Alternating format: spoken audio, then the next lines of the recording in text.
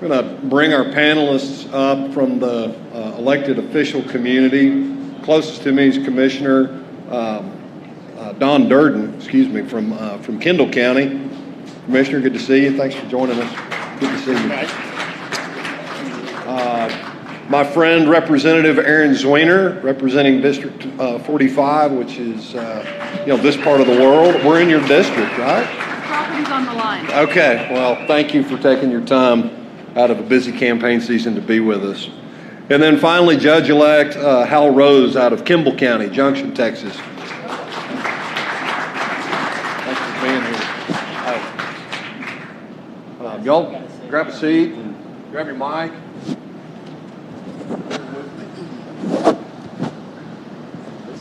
Are these? Yeah, they're all on. So the theme is storytelling, right? And I'm always astounded by elected officials in the state of Texas because most of them are not even paid positions. They're all pinch points. They're all rife with conflict management. And it takes a great deal of service and sacrifice to serve in those roles. So I always say I'm really glad that y'all do these things, but I never know why you do these things. So I guess if you would each take a moment to tell your story of why you chose a path of elected service. And Representative Zwiener, if you would kick us off. Thank you. Thank you so much, David. I think you hit on one important point, which is that any of us who are serving in elected office, we're a little bit irrational. This is not an entirely reasonable thing to do, and yet we do it. And that's because there are really tremendous rewards, whether those rewards are in the relationships we build with people along the way, or whether those rewards are in the work we manage to accomplish in the course of serving. I grew up in this neck of the woods. I grew up exploring the hill country with my dad, bird watching, and really fell in love with this area. And I ended up leaving the state right about the time I turned 18 and moved to Montana and arrived in Montana and was just so stinking jealous of how much public land they had. And I've lived in lots of parts of the American West and a lot of places that have a lot more land. And, I don't care how big the mountain range is or how fast the river is or whatnot. The Texas Hill Country is the place I think is the most beautiful place on earth. And when I was in Montana, I was like, okay, I'm going to come learn about public land, learn about how they conserved all this land. I mean, obviously we can't go back to the late 1800s and exactly replicate that. But my dream when I was 18 was to go to Montana and get some tools and come back to Texas and create a 1 million acre wilderness area in the hill country. And my life moved on in a lot of ways and I sort of forgot about that dream. And then I looked up and was like, oh shoot, I'm like headed to the Texas legislature. I might have to make good on that promise my 18-year-old self made. And I think that is what keeps us motivated, those things of like what our dreams are, what things we wish we had access to. I have a 4-year-old daughter, and I want her to get to enjoy the hill country the same way I did as a kid. And I can see the changes that have happened since I was young, and I know those changes are only accelerating. So that's one of the things that keeps me working, is making sure she has a future and a childhood, and her children have that same future and childhood that I was able to enjoy. Thank you, David. I also want to thank Hill Country Alliance and you for inviting me here. Appreciate the opportunity. Unlike Representative Zwiener here, we do get paid at the county level, which is pretty nice. It was a serendipity when I found out I was actually going to get a paycheck after getting elected. I didn't know that. I had served my penance, though, as a school board member for 7 years, so I did my non-paid duty. I ran for county commissioner to help heal some wounds in my county. I have done enough self-reflection to know that I have what I'll say is a level of narcissism that's just barely in the healthy range, coupled with with some humility. So I'm a humble narcissist, I guess you might say. That means I feel I can endure a lot of criticism and complaints without being defeated and destroyed by it. But I also don't take myself too seriously, and those are attributes that I think are helpful in a county commissioner. My community of comfort, and I think our newspaper editor and his wife are here from Comfort, but they will attest that Comfort, small unincorporated community, had a incorporation election back in, I think it was 2015, and Comfort's a small town. Small town politics is real life politics, and so there was a lot of people against incorporation and a lot of people for incorporation, and they were all my friends. And the politics got pretty personal, and I thought, what better role could I serve than to help bring my community back together and get people to working together again and moving us forward. And so I threw my hat in the ring after the previous county commissioner passed away, thinking nobody wanted that job. Well, I had to run against, I think, 4 oppositions in my party, opponents in my party, and 1 Democrat. And then I had to run against the Democrat in the general election. I won that. So anyway, I got here. I'm happy to have served. It's been a good learning experience. And I still have, I think, a healthy level of narcissism.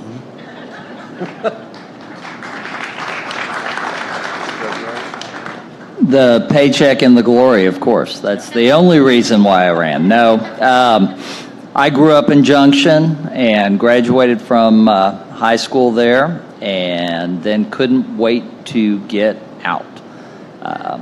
But about 5 years ago, my wife and my son said, I want a more rural school environment. We gave them a bunch of choices. And my mother, who had passed away about at the same time, had done a great job of indoctrinating Will into small town living, and he picked Junction. So we moved back, and I said when I was running for county judge, it was the best decision that our son made for me. And my wife's slowly but surely getting on board too, and looked around when our long-serving county judge, Delbert Roberts, decided that he wasn't going to run again, and decided that that was the best way for me to serve our community. So it sounds trite, but it was all about community service, and could I serve our community by being county judge? Decided yes, and was very blessed and fortunate that in a contested primary, the citizens of Kimble County agreed. So to me, it was all about how best could I serve the community, and I decided serving as county judge would be it. Thank you. For a little bit of context, I've got a little bit of housekeeping to do. First off, I failed to mention that Representative Andrew Murr from Junction wanted to be with us, but his schedule was just a little too unpredictable with a newborn baby, and he didn't want to have to back out and leave a hole in the agenda. So I wanted y'all to know that he's with us in spirit. Secondly, when we put this panel together and we're seeking speakers, I think it's important that y'all have context of what their service life is. Representative Zwiener is running for your 3rd term in the Texas House. Judge Rose is not yet elected. He's judge-elect, but he's running unopposed, so this will be his entrance. And then Mr. Durden is wrapping up a very long tenure on the commission and you're not seeking re-election, is that correct? Okay, so we've got people all along the trajectory of public service. So if we get to questions, have that in context. Each of you look at unique problems and have unique districts or areas that you serve. Could you each speak to something that's kind of going on that's unique, a unique challenge in your part of the Hill Country and in your responsibilities right now? We'll start with you, Representative Zwiener. Thank you. No, Hayes County, I think the underlying issue that affects anything we're dealing with in the county is growth. Hayes County is the fastest growing county, over 50,000 people, second fastest growing county in the nation, and the fastest growing county is a oil and gas county in, I think, North Dakota that is probably not long-term growth. So really it's us. And I don't know which side of the county line we're on right now because Jester King straddles it. but we're in it. We're in this area that is growing just unimaginably fast. It's a conversation I actually have about my election with folks as they're like, oh, you have all these new voters to reach. Is that because you got all this new territory and redistricting? And I'm like, no, I didn't get any new territory. We just have new neighborhoods go in every few months. And so that challenge puts strains across the board in Hayes County, whether those strains are on our healthcare system, on our educational system, on our roads. But more to the point of Hill Country Alliance and the issues that I know y'all are concerned about, water is a huge issue. Whether or not we're going to be able to sustainably provide resources to both the people who are already here and the people who are moving in. Concrete batch plants are another big issue where you have growth, you have people, or you have a need for concrete, whether that's for roads or foundations, and concrete batch plants want to be located as closely as possible to where the building is, which is often very uncomfortably close to the people who are already there, who are not very happy about it. And then, of course, the aggregate mining in the first place to try and provide the material is something that we see happening in an increasing amount in our area. And then, of course, with growth also comes more and more pressure on our outdoor resources, just from a recreational perspective. My husband used to work for the Hayes County Parks Department, and a lot of his work was helping people adjust to the fact that Jacob's Well now has a permit system where you have to buy your entrance in advance and can't just show up and swim anymore. And those are adjustments that the community has had to make. So I think that's the underlying challenge in Hayes County is how do we deal with so many more people? How do we deal with being part of the recreational area for folks coming out of the greater Travis area? And how do we both take care of the community that's here, the community that's coming, and this ecological community that is why so many people want to live here? Well, there's a lot going on in Kendall County. We're dealing with growth issues, and it's pretty prompt growth, rapid growth. It affects our schools, it affects our transportation systems, it affects our water, it affects more than anything our culture and our history. When I just got in, there was something going on called the Kendall Gateway. It was a transportation initiative. People in Kendall County have been studying transportation and how to fix transportation in Kendall County off and on for the last 30 or 40 years. And I think we got one project out of that. The community ultimately fragments and we do nothing. The most recent initiative was the Kendall Gateway. It was a proposed loop around Bernie. And TxDOT, I'm a civil engineer. We did a lot of work for TxDOT in my professional career. So I'm sort of philosophically aware of how they do things and accept that and just understand that's life. But if you're a citizen, you don't really appreciate the sort of check the box approach to public involvement, and you don't necessarily appreciate that they are going through a process. But when we got to the time to vote, the commissioners got time to vote on whether we were going to accept their proposed loop around Bernie.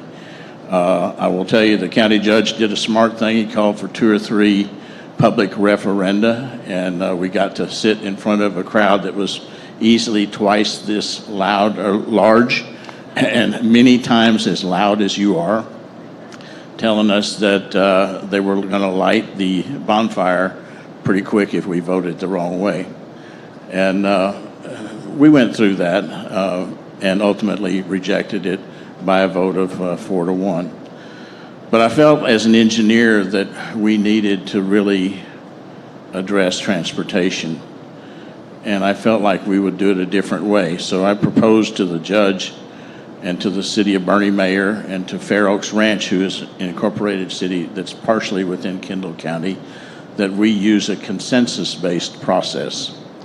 And so I had identified about 20 people, not individuals, but organizations that could be represented. Everything from city council to commissioners would appoint some, Farm Bureau, the Hill Country Alliance, Edwards Aquifer, the Hill Country, the Cow Creek Groundwater Conservation District. And I presented that to the county judge, and I think he said something like, "Have you been out in the sun too long, Don?" But I said, "No, I believe this will work. It's going to be a little bit messy, and I can't tell you how long it's going to take. But if you do want to make progress on the transportation system, you need to do that." And so he and the mayor both bought into it, and we appointed the committee I think we got started in early 2019. Ben Eldridge back there with Cow Creek is a representative on there, representing Cow Creek, I believe, wasn't it? But we spend a lot of time talking and building trust among the committee members, and we are right on the threshold of coming up with a pretty good recommendation. It's called County at a Crossroads. We have a short-term plan, a long-term plan, and policies, and it includes a lot of things that I think you will like. I'll let Ben share that with you. Assuming that he agrees finally to let it go forward, we're still wrangling a little bit, but I think that will help move our county forward. The other thing is we have a groundwater conservation district. We got a bunch of ARPA money a couple of years ago, and density is a big issue in our county. We have in the southern 1/3 of the county, we have a lot of San Antonio style subdivisions that their houses are on 1/10 of an acre, and they import water from Canyon Lake or San Antonio water system. And so they're getting 10 houses per acre. They bring it's just completely destroying our transportation system and our way of life. And so we're trying to find a way to slow that down. And so we thought, well, one thing we can do is study the groundwater issue. And so we went to Cow Creek and said, who's inclined to say, well, you can have one well on every 6 acres. I said, what would happen if we wanted to increase that to one well every 10 acres? I said, well, we don't have the science to back that up. I said, well, what would it take to get you the science to back that up? He said, money. I said, well, I think you got the money. How much do you need? He said, oh, it's more than you got. He didn't know that we had $9 million in the bank. We've given them $250,000 to improve the geotechnical or geologic understanding of the aquifer in our county, and hopefully that will form the basis that will allow us to reduce the density and help preserve the culture. Those are just, the other big thing, if Catherine will kill me, I'm surprised she's not throwing a chair at me. On the last day that we could actually do it, we called an election for a $20 million conservation bond issue, and I appreciate the Hill Country Alliance's support on that. It hadn't been passed yet, and as a commissioner, I can't use county resources to promote that. But we did work with who was one of your sister organizations helped us do a survey, and we looked like we have about a 70% public support for this. And if we sell it right, I believe it'll pass in November, and we'll be on our way to moving forward. And I'm sure the next commissioner will do it, act very responsibly, and get some more land in conservation. That's enough. Judge-elect Rose, do you coming in fresh and relatively recent re-entry to the community, do you have goals or problems identified that you want to focus on when you're hitting the ground running as a spring chicken county judge? And obviously you're a seasoned pro, because restating a question was very helpful, going third there.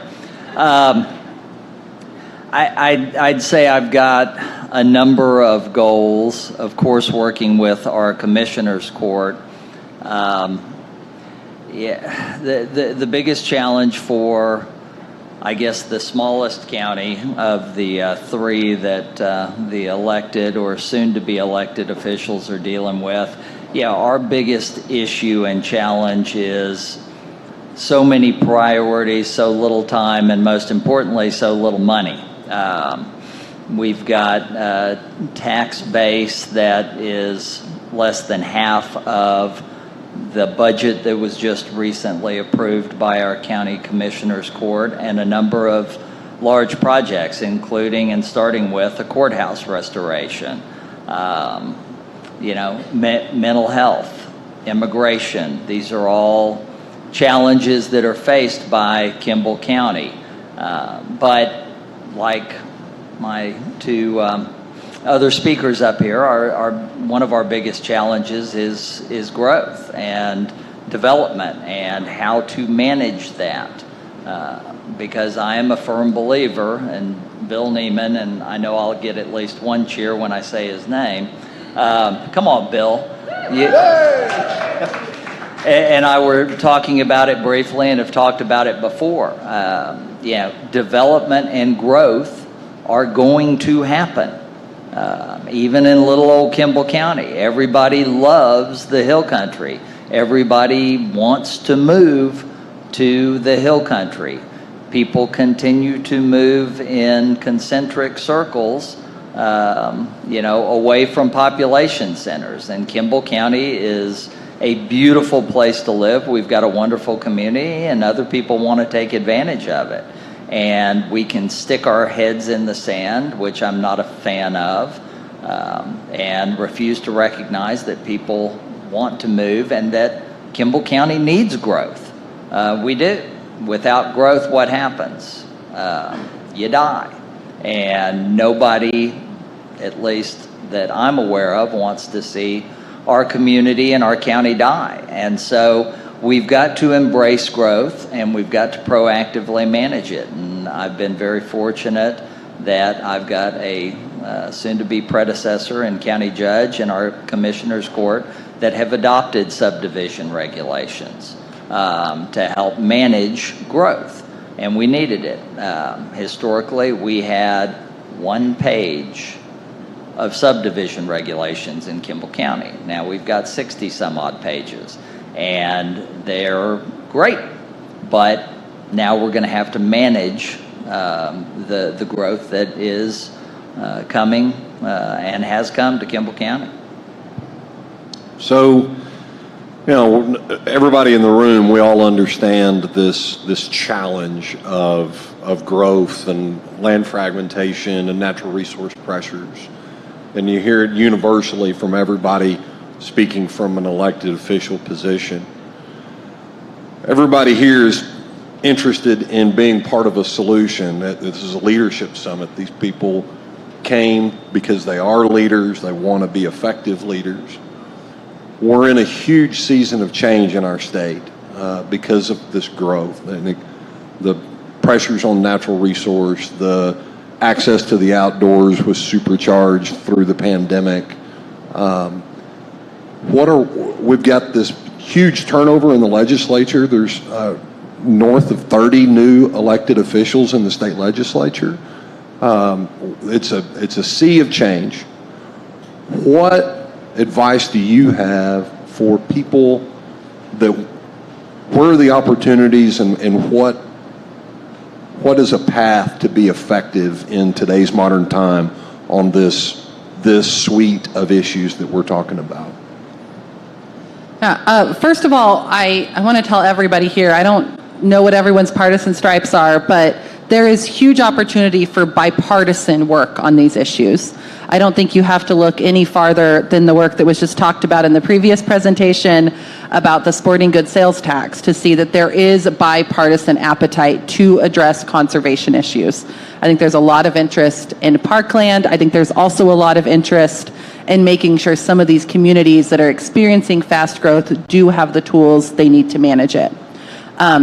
from a practical perspective in terms of reaching out to the people who represent you, one is there is never a better time to get somebody to make promises to you than when they're up for election and are really concerned about whether or not you're going to vote for them.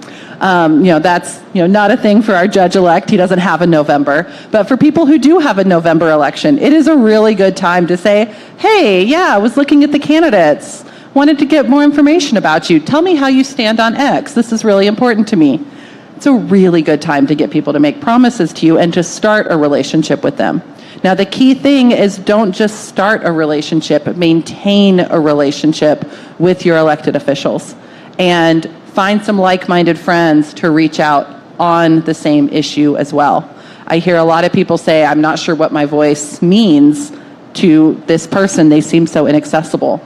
Y'all, we get 10 emails on a single issue that's not one of the high-profile national partisan issues.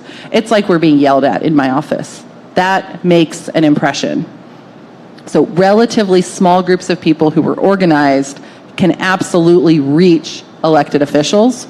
And the other thing I would say is don't just email, don't just call, ask for a meeting. And anyone, state representative or down, you should be able to meet with your elected official. That should be accessible. You might get filtered to staff once. If you meet with staff and you're not satisfied, ask again. Ask to talk to the representative or the county judge or the county commissioner. And you should be able to get that meeting and have that conversation. And then follow up. Say, hey, we talked about this a couple months ago. How's it going? Where are you now? And I think those are really the steps to make sure you're effective in being heard by the people who represent you. And at the county level? I certainly agree with that. Build a relationship with your legislators. But I think it's more than that. I think it's building a united coalition from the community you represent.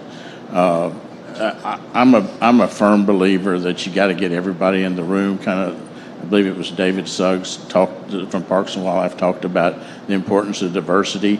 When you bring in everybody, even though you may disagree on something else, you bring them in and you meet with a state representative or senator, and there's a united front there, you carry, I believe, a lot more weight than you do if you say one thing and the next guy from your community is saying the exact opposite.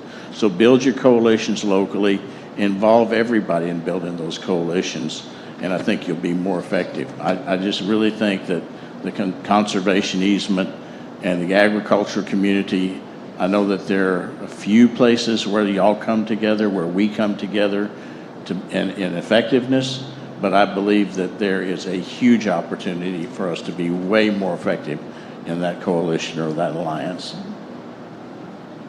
Well, and I think it starts at the county level. I certainly plan to collaborate with Andy Murr and any state representative and state senator that has an impact on Kimble County. But yeah, I mean, I hate to say it, but I will. In little old Kimble County, you know how many people showed up for the public budget hearing this year? 0. And I take that back. James Murr, who writes for our Junction Eagle, was there, but there was nobody that showed up for the public budget hearing, even if it was just to say, attaboy, attagirl, complain about something. Nobody showed up. And I would say consistently, since I have been back at so many, whether it's a city council, actually there have been some people at city council meetings recently, like on the Waterstone Dam, and maybe a couple of people there for that, but get involved. If you're not going to get involved in a leadership position, and I know it's tough, I waited long and hard before I decided to throw my proverbial hat into the ring, but get involved. And it starts at a local level, whether it's a city or a county level. Get involved. If there's something you're passionate about, look, no elected official is ever going to agree with you on everything. But if you don't make your voice heard, then it'll never start. And I am truly hopeful and plan on, even though I don't have an opponent, plan on doing several things for outreach to try and get more people involved and educated on what's going on at a county level, because it really does start at a city and county level. Do you Yes, mind ma'am. if I Please. elaborate on something Commissioner Durden said? This is a real specific example, but my first session in the legislature, 2019, I had 3 different cities that I represented come to me and say, we have an idea about how we should use hotel occupancy tax. And all of the ideas were conservation related. And I basically asked all of them, where are your local hotels on this? Because the local hotels are the folks who will push back most loudly against other uses of hotel occupancy tax. And one of those communities, Blanco, had done the work with their local hotels, and they said, absolutely, we should allow them to use hotel occupancy tax for dark skies work. And then Dripping Springs was able to bring their hotels along as well, and we were able to pass a bill with their support, with no opposition in the Texas House. I'm not going to mention the other communities or their projects, but they didn't have the hotels on board. And those projects, those bills ended up being non-starters. So that coalition work really can make a difference, not just to getting your elected officials support, but making sure that none of the other advocacy groups in the state get engaged against your local project. Yeah, that's really, really good advice. For 7 years I worked at Texas Wildlife Association and spent a lot of time in the public policy realm. And I was always struck, and you mentioned something that I want to revisit. It's entirely nonpartisan. State park funding, that I would call that bipartisan. Everybody was in favor of that. We just had to convince the appropriators, and once they were convinced, then it was smooth sailing, but nobody was opposed to it. In the natural resource arena, we've got this luxury of being nonpartisan. There are champions that are Democrats, there are champions that are Republicans, there are champions that are progressives, there are champions that are conservatives, and there's also opposition from all of those corners. And it's really more urban, rural than R&D or commerce and conservation. So don't let the letter at the end of an elected official's name dictate whether or not you're willing to work with them or collaborate with them. And I think it's just critically important that we do all we can to preserve the ability to do that and not let the partisanship creep into stuff that matters for everybody. So just a touchstone as you think about getting involved or as you become more involved. I think you can't put enough importance on that luxury.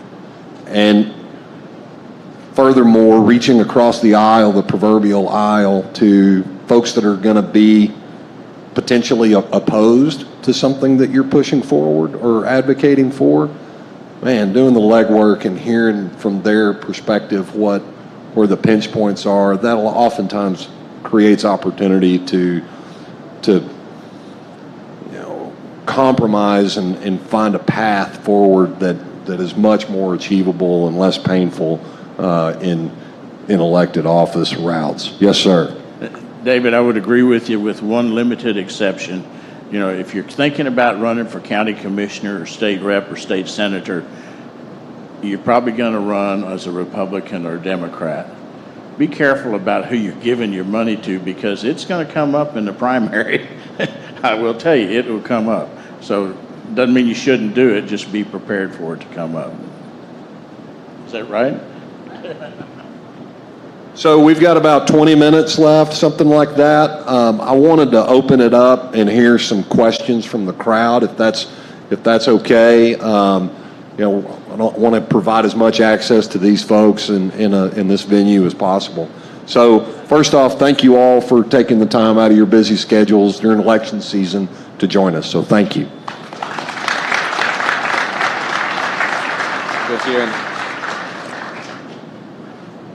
So thank you all. This was a great session, and thank you. I appreciate it. I agree with David with what you said about that it doesn't matter what the label is, R or D.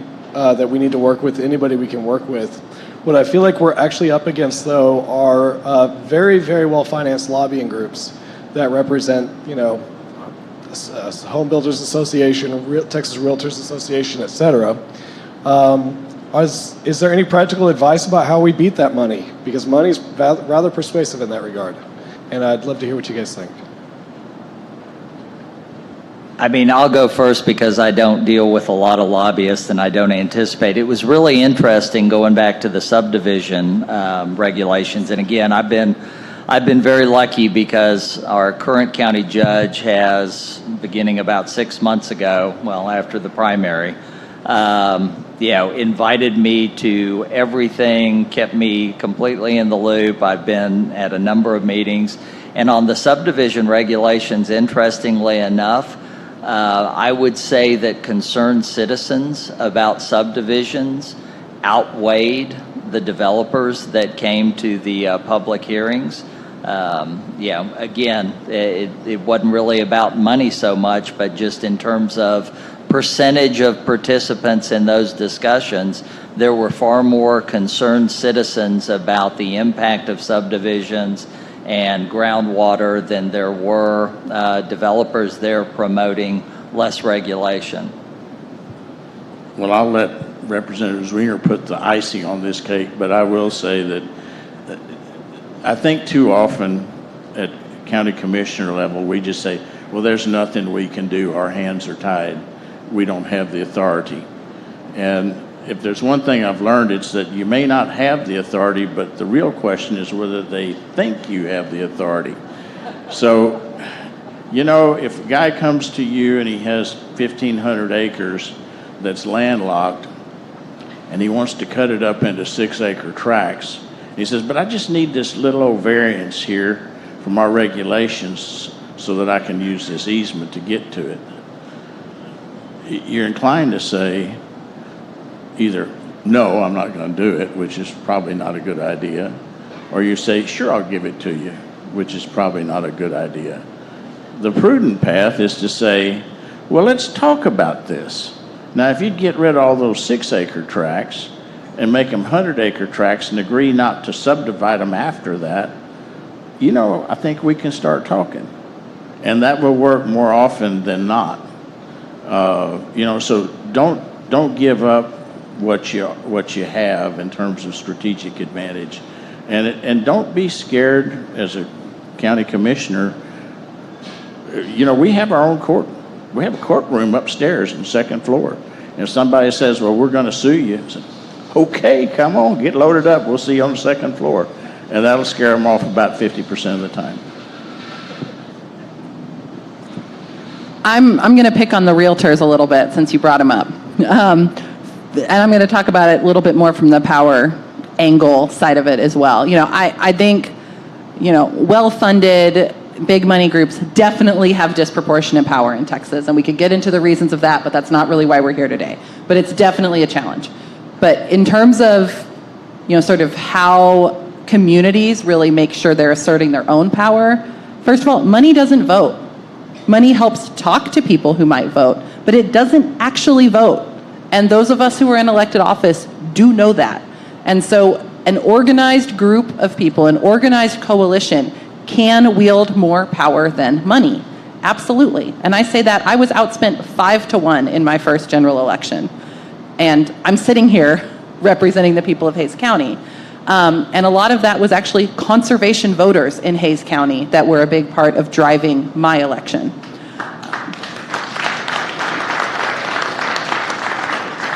The second thing I will say is these groups are not monoliths.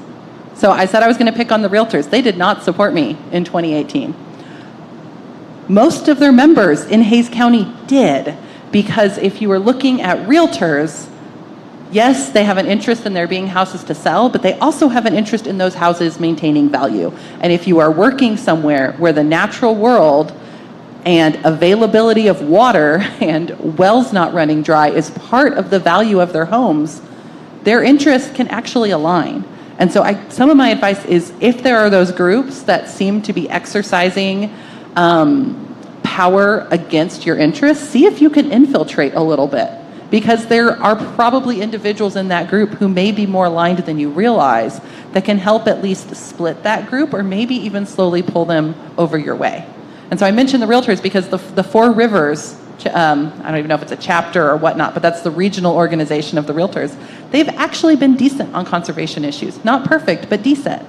And I think building those coalitions, even being unafraid to reach out to people that you have thought of as not your friend, can be incredibly powerful in helping strengthen your cause and get a more permanent, durable result. Most of us are here because we believe in conserving the natural resources of the Hill Country, and we're all located in the Hill Country because of its uniqueness. But I leave here in just a few minutes to go to the Blanco Public Library to hear a presentation from TechSpot to turn Highway 281 into the next I-35. And if you think about the path of 281, it goes through a lot of communities like mine in Blanco, which has the old 1885 courthouse and some unique buildings. It has a unique culture in that town square. So by that project, it's going to destroy the fabric of that community. And as Commissioner Durden knows, the straightest line between 2 points is a straight line. And that's kind of the TxDOT engineering mentality. So what they want to do is widen that 281 so that we bring more people more rapidly into the heart of the Hill Country and come through some of its unique small towns. So the problem in small towns is if you want an alternative truck route, so all that increased truck traffic coming out of Mexico doesn't come right through the heart of the town. The local community has to pay for the land acquisition for that bypass route for the trucks. So I'd like to know the panel's opinion about this project and what you'd recommend for those who feel conservation of the uniqueness of the Hill Country is important, and what path you think we should take.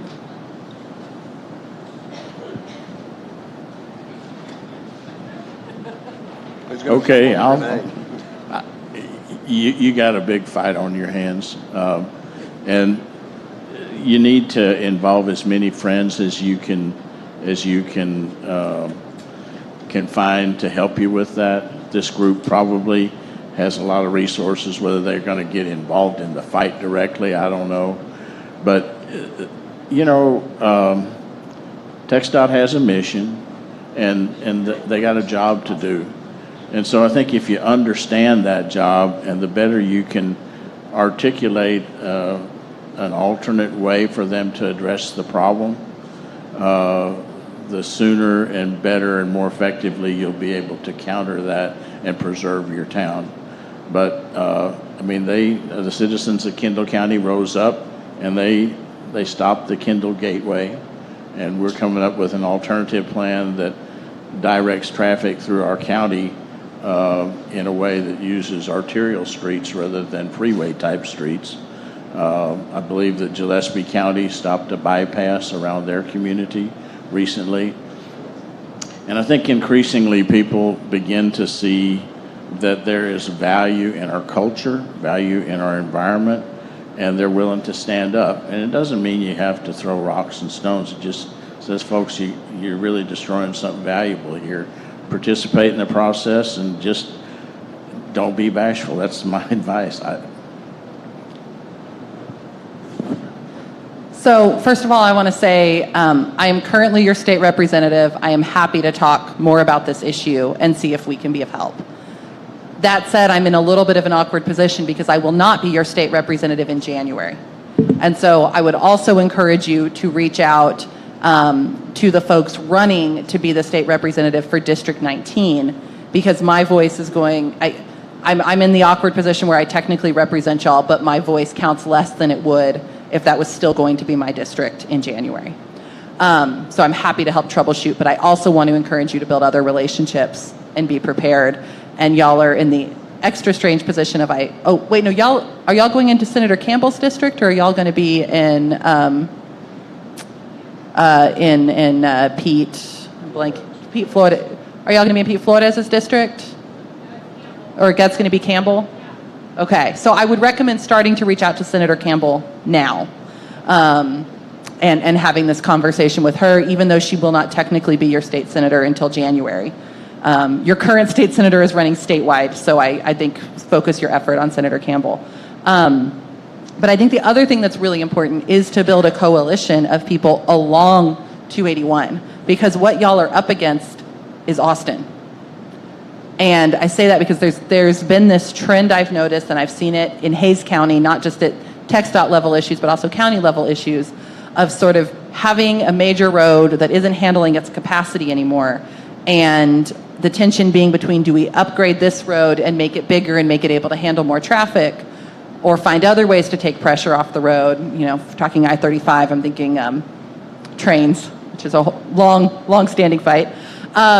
Or do we find ways to try and relieve that traffic by dispersing it onto other roads? And those pressures that TxDOT is under are real. And there's certainly been a lot of conversations with the city of Austin and Travis County about, do we like this design of I-35? Do we like this type of shift that have put pressures on TxDOT to find those other options? So if y'all want to have as much gravity as Austin and Travis County, which is, you know, an 800-pound gorilla compared to Blanco County, you need to make friends along the entire, now I'm blanking on the road number because I'm tired, 281 corridor. I'm sorry, y'all. I had like 3 law school classes before I came here today, so I'm a little fried. But make those relationships so that you have enough gravity and enough muscle to push back against Austin, effectively pushing that expansion out your direction. And I think creating that weight means maybe we can get some more resources to help with some of that land challenge if you do want to try and avoid going straight through the middle of town. And seeing the struggles that Dripping Springs is having with 290 going right through the center of town, I absolutely think this is a critical fight for y'all to dig into, because it will only be harder 10, 20 years in the future. And it's not my county, but I think, you know, a huge thing that in so many ways people miss these days is they just want to say no or yes. I mean, look, the reality is something probably has to happen, right? And if you just sit there and beat your head up against the wall saying no, no, no, no, and not recognize that something's got to happen and not bring some kind of an alternative to the table to try and address the problem, it's destined to fail. So as you pointed out, I mean, you know, recognizing reality and trying to bring some alternative to the table that might not be perfect in your eyes, but at least would be better than the alternative that they're presenting is critical in building that consensus. I mean, so many times in the 5 years that I've been back at Kimble County, I actually had somebody say, well, what do you mean collaborate? I mean, we cooperate. The big difference between the definition of the two. And I mean, yeah, again, it's trite to say, but too many people have forgotten what collaboration is like, and they like to squawk, and they like to make lots of noise, and they want to get out on social media and make a big deal about it. But to me, it's all about winning the war, not any individual battle, not making so much noise, not creating a fuss, but coming up with a solution that works, that's not a perfect solution, but it's better than black or white.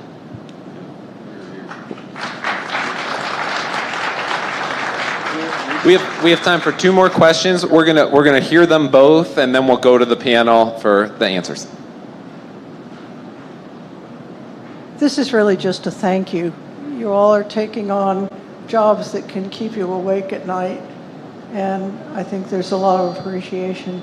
I have special thanks to Representative Zwiener for a bill last session, that was allowing the Water Development Board to spend some money on innovation.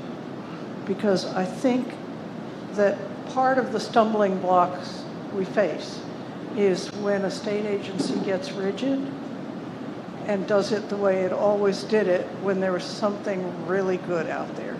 So I appreciate that. Last question. Thank you all. I want to remind, when I'm looking back on 30 years of conservation work. Will you put the microphone closer to your mouth? Thank you. Okay, thank you. Looking back on 30 years of conservation work, and one of the things that it may be time to do again is in the late 90s, we did a number of studies called Coastal Community Services Studies. Did one in Bexar County, Hayes County, and Bandera County.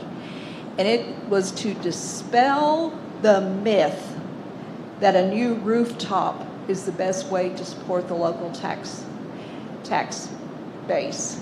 And at that time in the late 90s, those studies told us that it cost $1.30 on the dollar to put a new rooftop in, and to help support local small industry and to help support land staying open was pennies on the dollar compared to that. So it may be time in some of your counties to bring that tool out again, because there's a myth about what a new rooftop does. A new rooftop costs all of us. The other thing I think it's way time to resurrect again is conservation development planning, and not at the county level like we saw in Hayes County a few years ago, where we went through a whole process and did conservation development and then asked the developers to do it willingly as volunteers. And that's not going to happen. And in Texas, we've not looked at cluster development as an answer to a lot of these situations. And if you don't know what cluster development is, ask me. Looking at different ways to develop that protects more land and brings people closer together, not further apart. Thank you.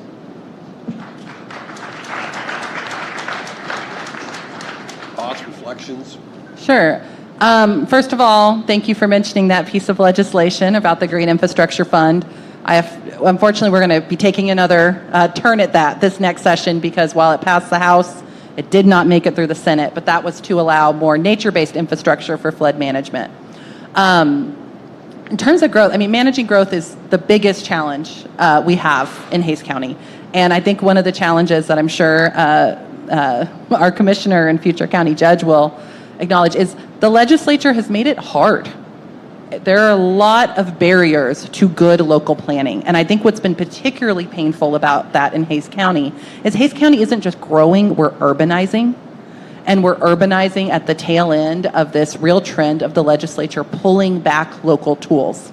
So one thing that finally went into effect just in the last couple of years is that there is no more involuntary annexation by cities.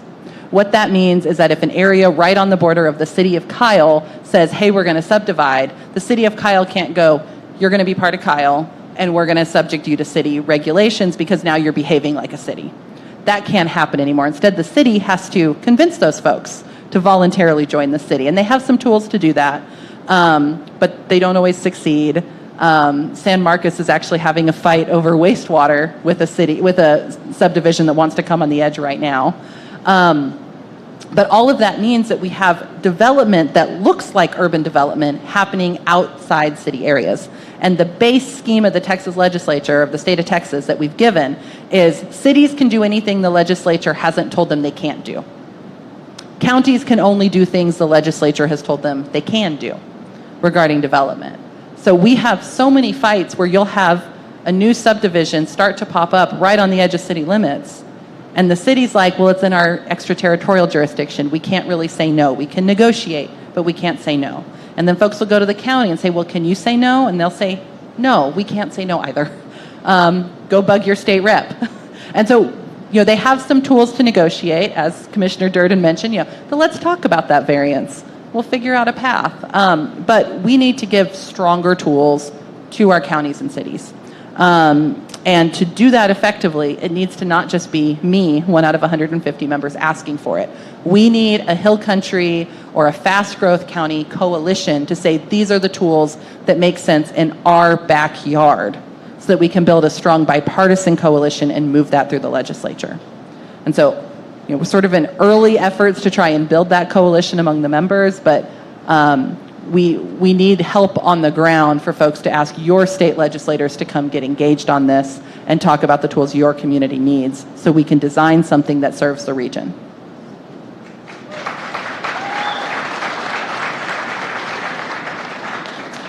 Well, Ms. Patterson, you're welcome. I enjoy my service as county commissioner, and coming from you, somebody who has been involved in water issues in San Antonio and served on a committee together with me, your comments are very meaningful, and keep up the good fight.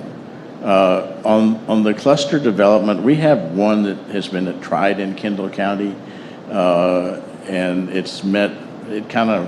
the developer was not well capitalized and didn't come off really well. They're working on getting it back ginned up, and I think they'll do better.